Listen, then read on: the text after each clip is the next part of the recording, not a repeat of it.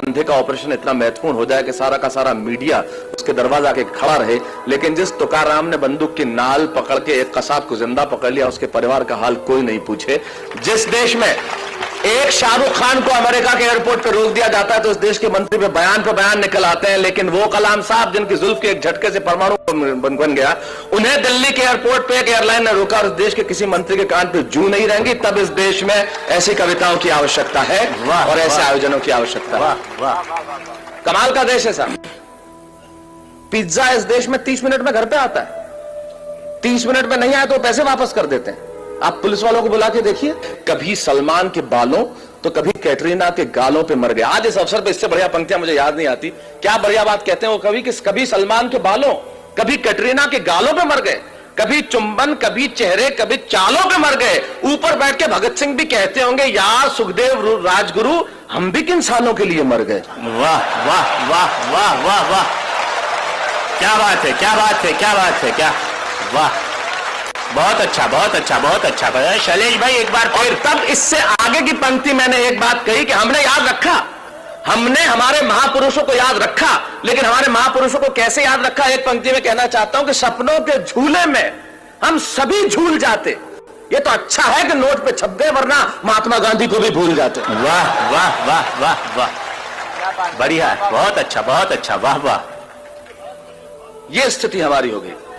झंडा ऊंचा रहे हमारा, मैं पहले भी आया था तब मैंने एक बात कही थी कि ये नाम आपका बहुत अच्छा है कि झंडा ऊंचा रहे हमारा, लेकिन मैं इसमें सिर्फ एक परिवर्तन चाहता हूं कि इसे आप रहे नहीं कहें, सिर्फ इतना सा कहें कि झंडा ऊंचा है हमारा।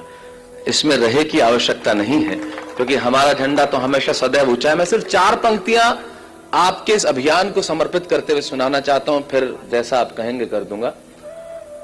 पूरी दुनिया में जितने देश हुए, जितने लोग हुए, भारत पे हमला करने में किसी ने कसर नहीं छोड़ी। किसी ने बंदूकों से किया, किसी ने गोलियों से किया, किसी ने बातों से किया, लेकिन हमला सभी ने किया और हम सारे हमले स्वीकार करते रहे। सारे हमले स्वीकार करने के बाद शायद दुनिया ने हमारे मौन को न जाने क्या समझ लिया। तब गणतंत्र दिवस की संध्या पे मेरे काव्य धर्म को निभाते हुए सिर्फ 4 पंक्तियां कहना चाहता हूं।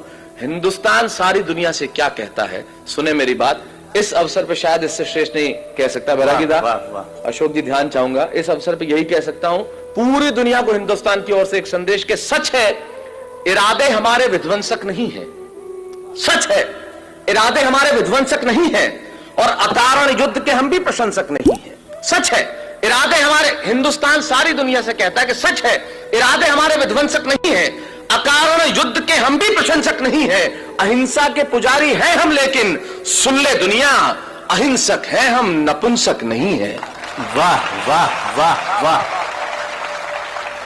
ये राष्ट्र जिस दिन ये भाषा बोलने लगेगा, मेरे ख्याल से दुनिया को कुछ और कहने की जरूरत नहीं होगी। सिर्फ एक पंक्ति और कहना चाहूंगा, जीवन में इससे श्रेष्ठ मैंने कुछ नहीं लिखा, वो एक पंक्ति कहता हूं।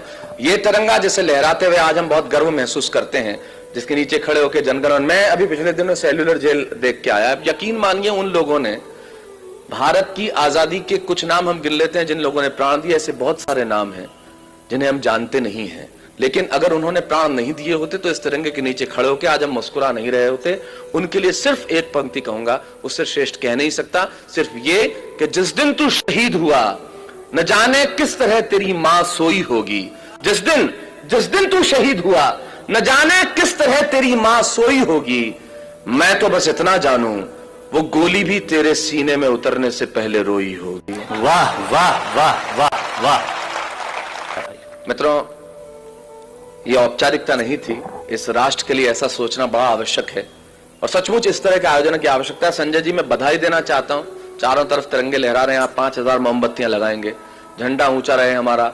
मुझे आज कोई पूछ रहा था, आप इस कार्यक्रम में जा रहे हैं, इस देश में आजादी के बाद इस तरह के कार्यक्रमों की आवश्यकता क्यों है?